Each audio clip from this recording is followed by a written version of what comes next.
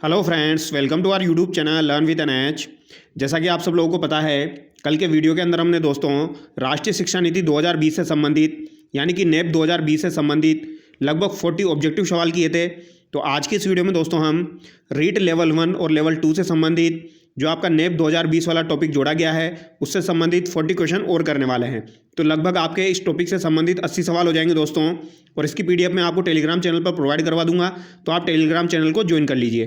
तो चलिए दोस्तों, बिना देरी के शुरू करते हैं। जिन विद्यार्थियों ने पहला वाला वीडियो नहीं देखा है वो पहला वाला वीडियो देख लीजिए, वहाँ पर भी मैंने आपको 40 क्वेश्चन करवाए हैं। तो चलिए शुरू करते हैं। पहला सवाल देखिए आज का, राष्ट्रीय शिक्षा नीति 2020 के अनुसार अधिगम होना चाहिए। तो अधिगम आपका किस प्रकार का होना चाहिए? विषय वस्तु अभिमुखी, पाठ्य पुस्तक केंद्रित, प्रयोगात्मक या फिर व्यवहारात्मक। तो दोस्तों यहाँ पर आपका राइट आंसर क्या हो जाएगा? प्रयोगात्मक। ऑप्शन सी यहाँ पर आपका करेक्ट हो जाएगा। राष्ट्रीय शिक्षा नीति 2020 यानी कि नेप 2020 के अनुसार आपका अधिगम प्रयोगात्मक होना चाहिए। अगला सवाल देखिए, राष्ट्रीय शिक्षा नीति 2020 के अनुसार विद्यालयों में मूल्यांकन का अभिरूप हो जाना चाहिए। तो राष्ट्रीय शिक्षा नीति 2020 के अनुसार दोस्तों विद्यालयों में मूल्यांकन का अभिरूप किस प्रकार का होना चाहिए? योगात्मक, रचनात्मक, रचनात्मक योगात्मक या फिर अधिगम रटकर याद रखना, लचीले उपागम, कठोर मानकीकृत परीक्षण। तो यहाँ पर आपका राइट आंसर क्या हो जाएगा दोस्तों? योगात्मक और रचनात्मक। ऑप्शन ए यहाँ पर आपका करेक्ट हो जाएगा। अगला सवाल देखिए, निम्न में से कौन सी शिक्षा शास्त्रीय रणनीति राष्ट्रीय शिक्षा नीति 2020 द्वारा प्रस्तावित है? तो यहाँ पर राष्ट्रीय शिक्षा नीति 2020 के अनुसार कौन सी रणनीति प्रस्तावित है? तो पहला कथन देखिए आप, अन्वेक्षण आधारित अधिगम। दूसरा कथन है कथावाचन आधारित शिक्षा शास्त्र। तीसरा कथन है वेदन तथा बार बार अभ्यास। और चौथा कथन है चर्चा आधारित कक्षाएं। तो यहाँ पर आपका राइट आंसर क्या हो जाएगा दोस्तों? अच्छा सवाल है, इस तरीके का सवाल आपको एग्जाम में देखने को मिल सकता है। तो यहाँ पर आपका राइट आंसर हो जाएगा दूसरा कथन जो है यहाँ पर वो आपका सही है। इसके अलावा पहला कथन जो है ये भी आपका यहाँ पर सही है दोस्तों। इसके अलावा फोर्थ कथन भी आपका यहाँ पर सही है। थर्ड कथन जो है वो यहाँ पर आपका गलत है, वेदन तथा बार बार अभ्यास। तो यहाँ पर आपका राइट आंसर क्या हो जाएगा? फर्स्ट, सेकंड और 4 हो जाएगा। ऑप्शन बी यहाँ पर आपका करेक्ट हो जाएगा। अगला सवाल देखिए, राष्ट्रीय शिक्षा नीति 2020 यह प्रस्ताव रखती है कि। तो किस प्रकार का प्रस्ताव राष्ट्रीय शिक्षा नीति 2020 रखती है? प्राथमिक कक्षाओं के बच्चों को उनके घर की या स्थानीय भाषाओं में पढ़ाया जाना चाहिए। दूसरा कथन देखिए, प्राथमिक कक्षाओं में शिक्षा का माध्यम एक तरह की भाषा में उपयोग होना चाहिए। तीसरा कथन है शिक्षकों को द्विभाषिक उपागम को प्रयोग करने के लिए हतोत्साहित किया जाना चाहिए। चौथा कथन देखिए, बहुभाषावाद को बिल्कुल भी बढ़ावा नहीं देना चाहिए। तो यहाँ पर किस प्रकार का प्रस्ताव रखती है ये यहाँ पर पूछा गया है। तो ऑब्वियसली आपका कैसा आंसर हो जाएगा? ऑप्शन ए यहाँ पर आपका बिल्कुल करेक्ट हो जाएगा। कुछ सवाल आपको ऐसे देखने को मिलेंगे जिनको आप कॉमन सेंस की सहायता से भी सही कर सकते हो। थोड़ा सा आपको दिमाग लगाना है, चारों कथन आप पढ़ेंगे तो आपका आंसर निकल के आ जाएगा। अगला सवाल देखिए, राष्ट्रीय शिक्षा नीति 2020 के अनुसार आकलन के लिए अंतर्निहित सिद्धांत क्या होना चाहिए? तो आकलन करने का अंतर्निहित सिद्धांत जो है दोस्तों वो आपका किस प्रकार का होना चाहिए? मुख्य रूप से रटने के कौशलों का परीक्षण करना। तो ये तो आपका नहीं होना चाहिए। केवल विषय वस्तु के अधिगम के लिए प्रोत्साहित करना, सभी विद्यार्थियों के लिए उनका सीखने और विकास का अनुकूलन करना। तो ये कथन आपका बिल्कुल सही लग रहा है। अगला देखिए, विद्यार्थियों का वर्ष के अंत की परीक्षाओं के माध्यम से केवल संज्ञानात्मक आयाम का आकलन करना।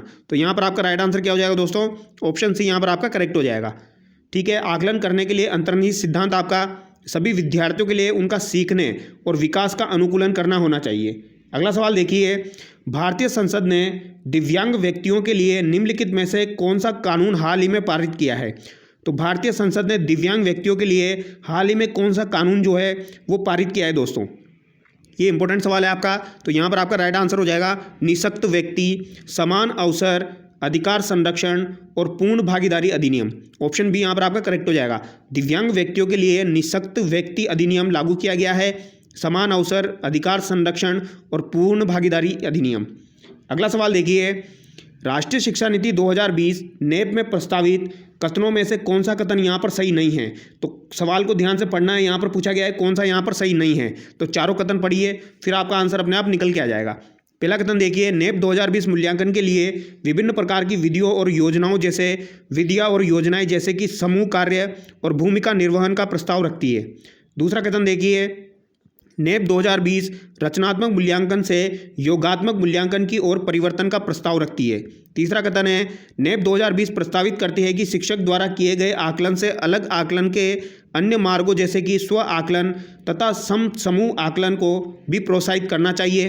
तो ये तो आपका सही लग रहा है। नेप 2020 प्रस्ताव रखती है कि छात्रों के उन्नति पत्र में उनके संज्ञानात्मक भावनात्मक आयामों की प्रगति सम्मिलित होनी चाहिए। तो ये कथन भी आपका सही है। तो यहाँ पर आपका गलत कथन कौन सा हो जाएगा दोस्तों? तो यहाँ पर आपका गलत कथन हो जाएगा आपका जो रचनात्मक मूल्यांकन से योगात्मक मूल्यांकन की ओर जो परिवर्तन प्रस्ताव रखती है, ये यहाँ पर गलत हो जाएगा। ऑप्शन बी यहाँ पर आपका गलत हो जाएगा, ये उल्टा दिया गया है। आगे देखिए, एक मिशन मोड में देश यूनिवर्सल एलिमेंट्री एजुकेशन यूईई प्राप्त करने के लिए भारत सरकार का व्यापक और एकीकृत फ्लैगशिप कार्यक्रम है। तो यूईई प्राप्त करने के लिए भारत सरकार का व्यापक और एकीकृत फ्लैगशिप कार्यक्रम आपका कौन सा हो जाएगा? तो शिक्षा की राष्ट्रीय नीति 1986। तो मैंने आपको बताई थी 3 शिक्षा नीति अभी तक जारी हुई है। तो एक आपकी 1986 वाली है जो कि आपकी दूसरी थी। तो एक मिशन मोड में देश की यूनिवर्सल एलिमेंट्री एजुकेशन यूईई प्राप्त करने के लिए भारत सरकार का व्यापक और एकीकृत फ्लैगशिप कार्यक्रम क्या हो जाएगा? शिक्षा की राष्ट्रीय नीति 1986। अगला सवाल देखिए, राष्ट्रीय शिक्षा नीति 2020 के अनुसार शिक्षा को, पहला कथन है, केवल पूर्व निर्धारित विषय वस्तु पर केंद्रित होना चाहिए, समस्या समाधान पर केंद्रित होना चाहिए, अधिगमनकर्ताओं में समालोचनात्मक चिंतन का विकास करना चाहिए, अन्वेषण निर्धारित और खोज आधारित होना चाहिए। तो दूसरा कथन तो यहाँ पर गलत हो जाएगा दोस्तों, समस्या समाधान पर केंद्रित होना चाहिए। ये कथन आपका गलत हो जाएगा। अगर समस्या समाधान पर केंद्रित होगा तो कहीं ना कहीं दिक्कत पैदा हो जाएगी। तो यहाँ पर फर्स्ट, थर्ड और फोर्थ आपका करेक्ट हो जाएगा। तो यहाँ पर आपका राइट आंसर ऑप्शन ए हो जाएगा दोस्तों। 9 में क्या हो जाएगा आपका? ऑप्शन ए हो जाएगा। ये आपको ध्यान रखना है।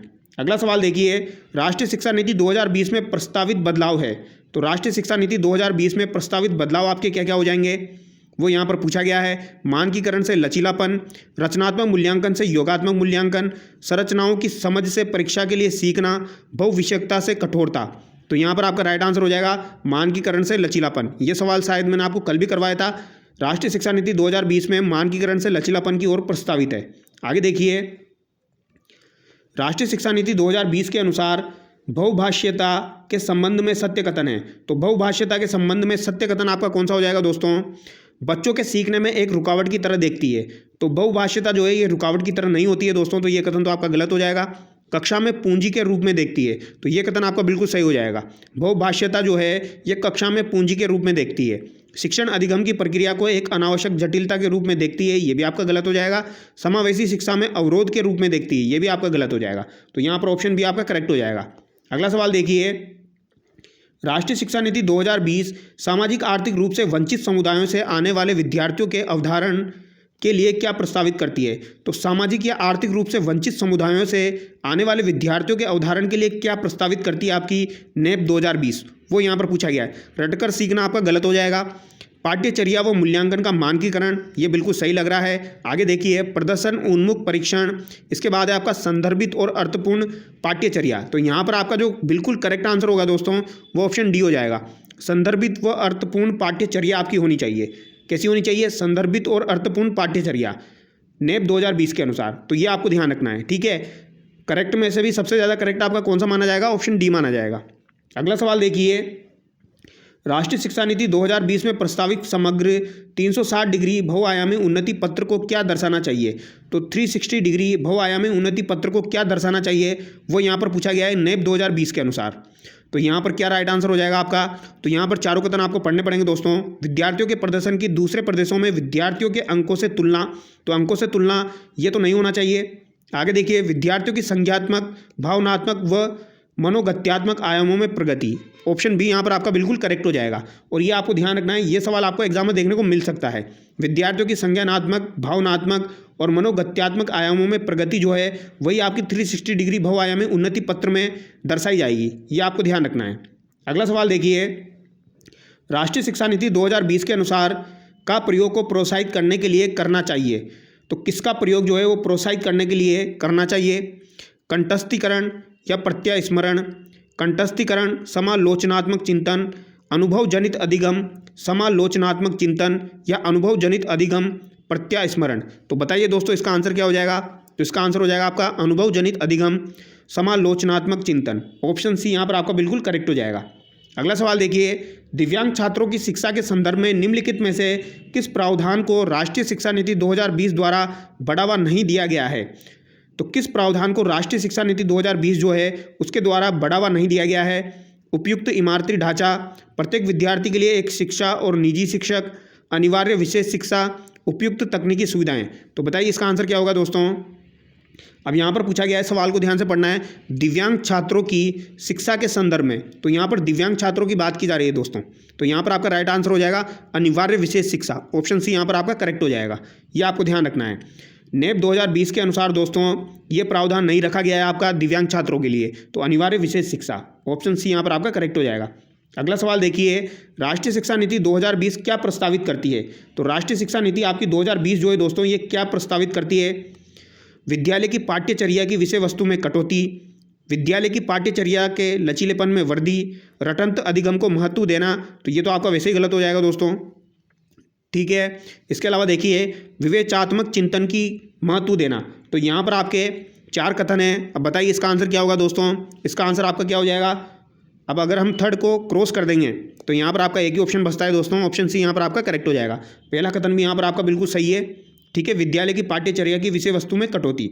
आगे देखिए, राष्ट्रीय शिक्षा नीति 2020 द्वारा सुझाई गई समग्र 360 डिग्री बहुआयामी रिपोर्ट क्या प्रस्तावित करती है? तो ये अभी हम देख चुके हैं। 360 डिग्री बहुआयामी रिपोर्ट आपकी क्या प्रस्तावित करती है वो यहाँ पर पूछा गया है। तो ये आपकी स्व आकलन और समसमूह आकलन का समावेश, ये आपका करेक्ट हो जाएगा। स्व आकलन व समसमूह आकलन का समावेश हो जाएगा। योगात्मक आकलन नहीं होगा यहाँ पर। पत्रवंत याद करने के कौशल का आकलन नहीं होगा। यहाँ पर आपका होगा स्व आकलन और समसमूह आकलन का समावेश, ये आपको ध्यान रखना है। अगला सवाल देखिए, भाषा के संदर्भ में राष्ट्रीय शिक्षा नीति 2020 किस पर बल देती है? तो नेप 2020 भाषा के संदर्भ में किस पर बल देती है दोस्तों? तो ये बहुभाषीयता पर बल देती है, ऑप्शन है यहाँ पर आपका करेक्ट हो जाएगा। और ये आपका इंपॉर्टेंट सवाल है, बेसिक सा सवाल है, ये आपको देखने को मिल सकता है दोस्तों, ठीक है। क्वेश्चन नंबर 18 आपको एग्जाम में देखने को मिल सकता है। अगला सवाल देखिए, राष्ट्रीय शिक्षा नीति 2020 के अनुसार निम्नलिखित में से कौन सा कथन यहाँ पर सही है? यहाँ पर सही है पूछा गया है दोस्तों, ये आपको ध्यान रखना है। क्या पूछा गया है? सही है पूछा गया है। अब चारों कथन आप पढ़ोगे तो आपका आंसर निकल के आ जाएगा। यानी नेप 2020 के संदर्भ में कौन सा कथन सही है? सभी स्तर पर एक भाषावाद का अभ्यास किया जाना चाहिए। तो ये कथन आपका गलत हो जाएगा, सभी स्तर पर नहीं होना चाहिए, ये आपका बेसिक स्तर पर होना चाहिए, प्राथमिक स्तर पर। रटकर सीखने और परीक्षा के लिए सीखने पर जोर दिया जाना चाहिए, तो ये भी गलत हो जाएगा। रटकर सीखने पर जोर नहीं दिया जाना चाहिए। दिव्यांग विद्यार्थियों के लिए प्रौद्योगिकी के प्रयोग को हतोत्साहित किया जाना चाहिए, तो ऐसा तो कोई कथन नहीं है यहाँ पर। आगे देखिए, विद्यार्थियों को उनके सीखने के पथ और कार्यक्रमों को चुनने के लिए लचीलापन प्रदान किया जाना चाहिए, ऑप्शन डी यहाँ पर आपका बिल्कुल करेक्ट हो जाएगा। लचीलापन प्रदान किया जाना चाहिए सीखने के पथ और कार्यक्रमों को चुनने के लिए। अगला सवाल देखिए, राष्ट्रीय शिक्षा नीति 2020 किस पर बल देती है? तो किस पर बल देती है? लचीला बहुस्तरीय गति आधारित अधिगमनसाय, बच्चों के केवल संज्ञानात्मक विकास से संबंधित पहलू, राष्ट्रीय पाठ्यचर्या के मानकीकरण पर, या बच्चों के स्मरण कौशलों को मापने पर। तो यहाँ पर किस पर बल दिया जाता है दोस्तों? ये यहाँ पर पूछा गया है, क्वेश्चन नंबर 20। तो यहाँ पर आपका राइट आंसर हो जाएगा लचीला बहुस्तरीय गति आधारित अधिगमनसाय पर बल देती है। तो लचीला होना चाहिए दोस्तों, लचीला बहुस्तरीय। आगे देखिए, राष्ट्रीय शिक्षा नीति 2020 के अनुसार मूल्यांकन का उद्देश्य किसकी जानकारी देता है? तो मूल्यांकन का उद्देश्य किसकी जानकारी यहाँ पर देगा वो यहाँ पर पूछा गया है। तो बताइए दोस्तों क्या आंसर होगा इसका? विद्यार्थियों को कक्षा में व कक्षा के बाहर कैसे सहायता दी जा सकती है?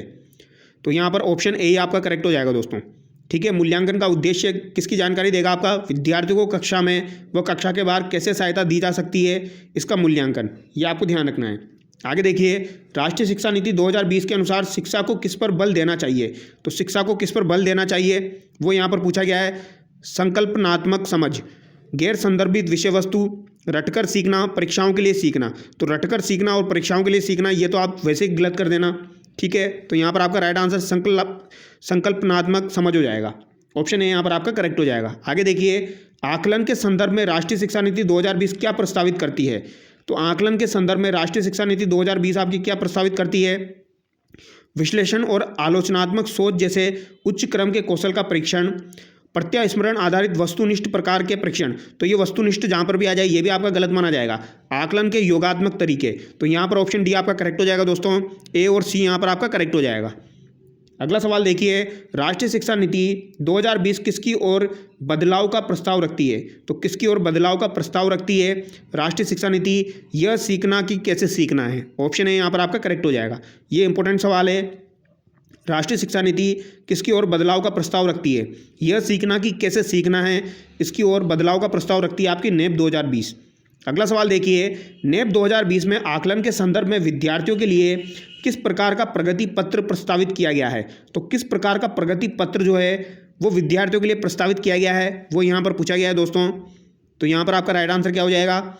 सिंपल सा सवाल है, अगर आप चारों कथन पढ़ेंगे तो आपका राइट आंसर निकल के आ जाएगा। ऐसे प्रगति पत्र जिसमें विद्यार्थियों के प्रदर्शन को अन्यों की तुलना में सापेक्षित किया हो, तो ये कथन आपका गलत हो जाएगा। तो अन्य की तुलना में सापेक्षित किया हो, ये कथन आपका गलत हो जाएगा। वर्ष पर्यंत पेपर और पेंसिल परीक्षण में विद्यार्थियों के प्रदर्शन का प्रगति पत्र, ये भी गलत हो जाएगा। 360 डिग्री बहुआयामी प्रगति पत्र, ऑप्शन सी यहाँ पर आपका करेक्ट हो जाएगा। 360 डिग्री बहुआयामी प्रगति पत्र। आगे देखिए, राष्ट्रीय शिक्षा नीति 2020 के अनुसार विद्यार्थियों के किन आयामों की प्रगति व अद्वितीयता को शामिल करना चाहिए? तो आयामों की प्रगति व अद्वितीयता को शामिल करना चाहिए। संज्ञात्मक, सामाजिक, आध्यात्मिक, संज्ञानात्मक, भौतिक, संज्ञानात्मक, भावनात्मक या मनोगत्यात्मक। तो यहाँ पर आपका राइट आंसर क्या हो जाएगा दोस्तों? निकल के आएगा आपका राइट आंसर ऑप्शन सी हो जाएगा। संज्ञानात्मक, भावनात्मक और मनोगत्यात्मक, ये आपको ध्यान रखना है। तो आयामों की प्रगति व अद्वितीयता को शामिल करेगा संज्ञानात्मक, भावनात्मक और मनोगत्यात्मक, ये आपको ध्यान रखना है। आगे देखिए, हेतल घर में गुजराती बोलती है। तो हेतल जो है दोस्तों, ये घर में क्या बोलती है? गुजराती बोलती है। और इस भाषा को पढ़ने और लिखने में उसका प्रवाह है, तो इसे गुजराती पढ़ने में आसानी होती है। तो उसके विद्यालय में निर्देश का माध्यम हिंदी है, वह यह भाषा नहीं जानती है। राष्ट्रीय शिक्षा नीति 2020 के अनुसार इस स्थिति में विद्यालय को क्या करना चाहिए? यानी कि उसको हिंदी भाषा नहीं आती है, हिंदी भाषा पर उसका जोर नहीं है, लेकिन गुजराती भाषा पर उसका जोर है। तो विद्यालय को क्या करना चाहिए, वो यहाँ पर पूछा गया है। तो हेतल को विद्यालय में सिर्फ हिंदी बोलने के लिए कहना चाहिए, ये कथन आपका गलत हो जाएगा। बहुभाषावाद की संस्कृति सर्जित करने के लिए सभी बच्चों को एक दूसरे की मातृभाषा का सम्मान करने के लिए कहना चाहिए। तो ये कथन आपका बिल्कुल सही हो जाएगा दोस्तों। ऑप्शन बी यहाँ पर आपका बिल्कुल करेक्ट हो जाएगा। ठीक है, अगला सवाल देखिए, राष्ट्रीय शिक्षा नीति 2020 के अनुसार कक्षा अधिगम को पाठ्य पुस्तकों तक सीमित करने के बजाय अधिगम और शिक्षा के मध्य कैसा संबंध होना चाहिए? तो अधिगम को पाठ्य पुस्तकों तक सीमित करने के बजाय अधिगम और शिक्षा के मध्य कैसा संबंध आपका होना चाहिए, वो यहाँ पर पूछा गया है। तो किस प्रकार का संबंध होना चाहिए? खोजबीन और समालोचनात्मक चिंतन के विकास पर केंद्रित होना चाहिए। ऑप्शन सी यहाँ पर आपका करेक्ट हो जाएगा। कंठस्थीकरण पर जोर नहीं दिया जाएगा यहाँ पर, यह आपका गलत माना जाएगा। प्रत्येक 3 माह के बाद विद्यार्थियों की विषय वस्तु को बढ़ा देना चाहिए, ये भी आपका गलत हो जाएगा। अगर आप कथन को पढ़ोगे तो आपका आंसर आराम से निकल के आएगा। परीक्षाओं के लिए सीखने पर केंद्रित होनी चाहिए, तो ये भी गलत हो जाएगा। तो यहाँ पर एक ही ऑप्शन आपका बचता है, खोजबीन और समालोचनात्मक चिंतन के विकास पर केंद्रित होनी चाहिए। आगे देखिए, राष्ट्रीय शिक्षा नीति 2020 किस पर बल देती है? तो ये किस पर बल देती है दोस्तों? परीक्षा के लिए पढ़ना, ये गलत हो जाएगा। वेदन और अभ्यास, ये भी आपका गलत हो जाएगा। स्मरण आधारित शिक्षा, और एक ही आपका दोस्तों समप्रत्ययी समझ। तो बताइए आपका सी और डी में से क्या राइट आंसर होगा यहाँ पर? वो यहाँ पर पूछा गया है। तो यहाँ पर आपका राइट आंसर हो जाएगा समप्रत्ययी समझ। ऑप्शन डी यहाँ पर आपका बिल्कुल करेक्ट हो जाएगा दोस्तों। ठीक है, राष्ट्रीय शिक्षा नीति किस पर बल देगी? आपकी समप्रत्ययी समझ, ये आपको ध्यान रखना है। आगे देखिए, राष्ट्रीय शिक्षा नीति 2020 बच्चों के मूल्यांकन के लिए क्या प्रस्तावित करती है? तो बच्चों के मूल्यांकन के लिए क्या प्रस्तावित करती है, वो यहाँ पर पूछा गया है। तो समूह कार्य व स्व आकलन, ऑप्शन ए यहाँ पर आपका बिल्कुल करेक्ट हो जाएगा। समूह कार्य व स्व आकलन जो है ये आपका मूल्यांकन के लिए प्रस्तावित है। समूह कार्य करो और उसका स्व आकलन करो। आगे देखिए, राष्ट्रीय शिक्षा नीति 2020 में निम्नलिखित में से कौन सा प्रावधान नहीं सुझाया गया है? तो कौन सा प्रावधान नहीं है यहाँ पर, वो यहाँ पर पूछा गया है दोस्तों। तो अगर आप यहाँ पर चारों ऑप्शन पढ़ोगे तो आपका आंसर निकल के आ जाएगा। प्रत्येक विद्यार्थियों की विशिष्ट क्षमताओं को पहचानना और बढ़ावा देना महत्वपूर्ण है। रट्टा मारकर सीखने और परीक्षाओं के लिए सीखने की बजाय संप्रत्यात्मक समझ पर बल देना चाहिए, ये भी आपका सही हो जाएगा। सृजनात्मक पर पर्याप्त ध्यान देना चाहिए और तार्किक निर्णय करने और नवाचारिता के लिए प्रोत्साहित करने के लिए विवेचनात्मक चिंतन को बढ़ावा देना चाहिए, ये भी आपका सही हो जाएगा। बच्चों में अनुपालन को बढ़ावा देने के लिए अध्यापक को इनाम और दंड का इस्तेमाल करना चाहिए। तो ये कथन आपका गलत हो जाएगा दोस्तों। अध्यापक को इनाम और दंड का इस्तेमाल नहीं करना चाहिए, ये होना चाहिए था। ठीक है, तो ये आपका गलत हो जाएगा। अगला सवाल देखिए, राष्ट्रीय शिक्षा नीति 2020 किस पर जोर देती है? तो किस पर जोर देती है राष्ट्रीय शिक्षा नीति 2020? पाठ्यचर्या का लचीलापन, ऑप्शन ए यहाँ पर आपका करेक्ट हो जाएगा, पाठ्यचर्या का लचीलापन। अगला सवाल देखिए, राष्ट्रीय शिक्षा नीति 2020 के अनुसार विद्यार्थियों का रिपोर्ट कार्ड जो अभिभावकों को दिया जाएगा वो है, तो विद्यार्थियों का रिपोर्ट कार्ड जो कि अभिभावकों को दिया जाएगा वो कौन सा है आपका, मानक संदर्भित परीक्षण पर आधारित हो या फिर आपका मापदंड संदर्भित परीक्षण पर आधारित हो। अगला है विद्यार्थियों के प्रदर्शन को उनके सहपाठियों से तुलना के रूप में प्रस्तुत करें, विद्यार्थियों की प्रगति व विशिष्टता को प्रतिबिंब करे। तो यहाँ पर आपका राइट आंसर हो जाएगा विद्यार्थियों की प्रगति और विशिष्टता को प्रतिबिंब करे। ऑप्शन डी यहाँ पर आपका बिल्कुल करेक्ट हो जाएगा दोस्तों। ठीक है, क्या आंसर हो जाएगा आपका यहाँ पर, ऑप्शन डी करेक्ट हो जाएगा। अगला सवाल देखिए, राष्ट्रीय शिक्षा नीति 2020 के अनुसार शास्त्रीय भाषाओं के अध्ययन की सिफारिश के रूप में निम्न में से सही कथन है। तो शास्त्रीय भाषाओं के अध्ययन की सिफारिश के रूप में निम्न में से सही कथन आपका कौन सा हो जाएगा, वो यहाँ पर पूछा गया है। तो 3 भाषा सूत्र के भीतर एक भाषा, या फिर आपका अगला कथन है एक अतिरिक्त विकल्प, एक अनिवार्य भाषा के रूप में या दूसरी भाषा के रूप में। तो दोस्तों राष्ट्रीय शिक्षा नीति 2020 के अनुसार शास्त्रीय भाषाओं के अध्ययन की सिफारिश के रूप में निम्न में से सही कथन पूछा गया है। तो ये आपका हो जाएगा एक अतिरिक्त विकल्प। ऑप्शन बी यहाँ पर आपका करेक्ट हो जाएगा। इसको बी कर लेना आप, सी लिखा हुआ है तो एक अतिरिक्त विकल्प। ठीक है, अगला सवाल देखिए, राष्ट्रीय शिक्षा नीति 2020 में विद्यार्थियों के आकलन हेतु प्रस्तावित समग्र 360 डिग्री बहुआयामी रिपोर्ट के संदर्भ में कौन सा कथन यहाँ पर सही नहीं है। तो दोस्तों यहाँ पर भी पूछा गया है कौन सा कथन यहाँ पर सही नहीं है, ये पूछा गया है 360 डिग्री बहुआयामी रिपोर्ट के संदर्भ में। तो क्वेश्चन नंबर 35 का आपका राइट आंसर हो जाएगा, यहाँ पर सही नहीं है पूछा गया है। तो रिपोर्ट केवल व्यक्तिगत कार्यों पर केंद्रित होगी और सामूहिक कार्यों को शामिल नहीं करेगी। तो ये कथन आपका गलत हो जाएगा, ऑप्शन डी यहाँ पर आपका गलत हो जाएगा। अगला सवाल देखिए, बाकी तीनों कथन यहाँ पर सही है, इनको एक बार पढ़ लेना आप। रिपोर्ट में स्वयं का और सहपाठियों का आकलन सम्मिलित होगा, बिल्कुल। रिपोर्ट में विद्यार्थियों की संज्ञानात्मक, भावनात्मक और मनोगत्यात्मक आयामों की प्रगति भी शामिल होगी। इसके अलावा रिपोर्ट घर और विद्यालय के मध्य एक महत्वपूर्ण संबंध बनाएगी। अगला सवाल है, राष्ट्रीय शिक्षा नीति 2020 प्रस्तावित करती है कि शिक्षा होनी चाहिए। तो शिक्षा कैसी होनी चाहिए दोस्तों, वो यहाँ पर पूछा गया है। तो एक कैसी होनी चाहिए, अन्वेक्षण प्रेरित और खोज उन्मुखी होनी चाहिए। ऑप्शन सी यहाँ पर आपका करेक्ट हो जाएगा। वेतन और अभ्यास पर आधारित ये नहीं होगा, पाठ्य पुस्तक और शिक्षक केंद्रित ये भी नहीं होगा, परीक्षा के लिए सीखने की ओर उन्मुख ये भी नहीं होगा। यहाँ पर होगा अन्वेक्षण प्रेरित और खोज उन्मुखी। ठीक है, ये आपको ध्यान रखना है। अगला सवाल देखिए, आकलन के संदर्भ में राष्ट्रीय शिक्षा नीति 2020 निम्न में से क्या प्रस्तावित करती है। तो क्या प्रस्तावित करती है, योगात्मक आकलन, 360 डिग्री बहुआयामी प्रगति उन्नति पत्र। ऑप्शन बी यहाँ पर आपका बिल्कुल करेक्ट हो जाएगा, 360 डिग्री वाला आपका बिल्कुल करेक्ट हो जाएगा दोस्तों, बहुआयामी प्रगति पत्र उन्नति पत्र। अगला सवाल है, राष्ट्रीय शिक्षा नीति 2020 में निम्न में से कौन सा कथन प्रस्तावित है। तो यहाँ पर कौन सा कथन आपका प्रस्तावित है, ये पूछा गया है। तो अपनी मातृभाषा में शिक्षित होना शैक्षिक प्रौद्योगिकी की उन्नति में बाधक है। तो ये तो आपका गलत हो जाएगा, ऐसा कुछ नहीं होता। अपनी मातृभाषा में सीखना तो और फायदेमंद होता है।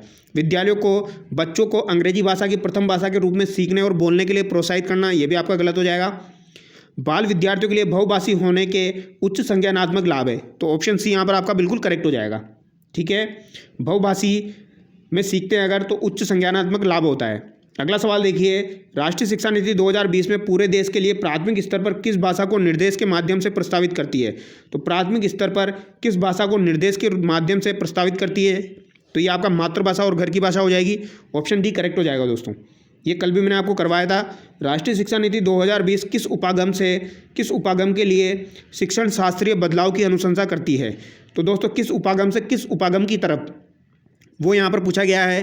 तो यहाँ पर आपका राइट आंसर क्या हो जाएगा दोस्तों, रटने पर आधारित जो अधिगम है आपका, उसको किसकी तरफ ले जाएगी, ये आपकी अवधारणात्मक समझ। ऑप्शन बी यहाँ पर आपका बिल्कुल करेक्ट हो जाएगा। नेप 2020 जो है दोस्तों, ये किस उपागम की तरफ आपकी शिक्षण शास्त्रीय बदलाव की अनुशंसा करती है। तो रटने पर ध्यान ना दिया जाए, इसकी जगह आपका अवधारणात्मक समझ की ओर ध्यान दिया जाए, वो यहाँ पर करेक्ट हो जाएगा। तो ऑप्शन बी यहाँ पर आपका बिल्कुल करेक्ट हो जाएगा दोस्तों। ठीक है, तो यहाँ पर हमारे 40 क्वेश्चन कंप्लीट होते हैं और 40 क्वेश्चन मैंने आपको कल करवा दिए थे। तो इस टॉपिक से संबंधित लगभग 80 क्वेश्चन मैं आपको करवा चुका हूँ दोस्तों। ठीक है, तो आई थिंक सो ये सफिशिएंट होंगे आपके 80 क्वेश्चन। इनमें से या तो आपको सवाल एग्जाम में देखने को मिल जाएगा। तो चलिए दोस्तों, नेक्स्ट वीडियो में मिलते हैं। Thank you so much.